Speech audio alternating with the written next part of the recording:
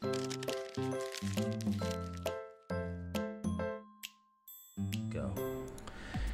It's been an interesting year for Huawei here in the US. They've released a lot of products, and one that comes to mind that I do like is the Huawei Watch. This is their first Android smartwear offering, and I have to tell you, I do love the overall quality they've provided with it.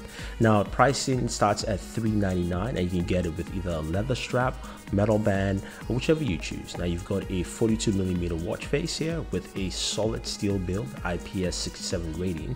The undercarriage has, of course, your sensors for heart rate monitoring and things like that. You also have a 4-pin dock there for actually charging. This is a magnetic 4-pin dock. And as I mentioned, you can swap out the straps easily with the slide out pin on the bottom there. So you can go from leather, which we have here, to metal, and giving you whatever style and choices that you choose in terms of preference.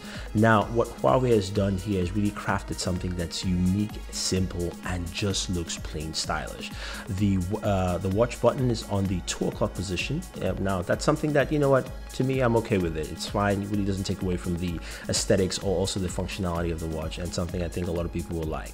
Powered by a Snapdragon 400 processor, 4 gigs of internal storage, 512 megs of RAM. You've got a solid OLED display.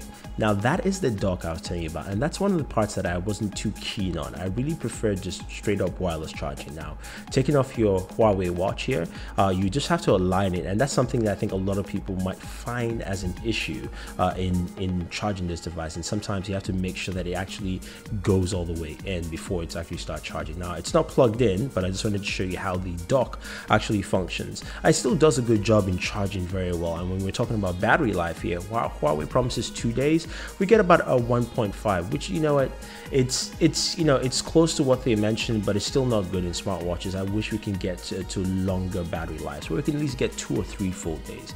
Functionality with Android Wear is improved, but I'm not the biggest fan. But I can see where they've done a lot of good changes there to access different applications and use case scenarios. Using the Huawei watch to actually check weather and things like that, it's easy, and the functionality, it's pretty good. Now, the built-in microphone for actually doing voice text or dictating actually works very well. Of course, you do have the ability to close off notifications and things like that, but the general functionality is to Android Wear, but the watch excels there. Now, my overall opinion of the Huawei watch is it's a solid looking timepiece. Again, I like my wristwatches. I'm fine with that. I love the way the watch looks. I love the feel. I love the design. I also like the fact that it's not too aggressive. It doesn't pretend to be anything else.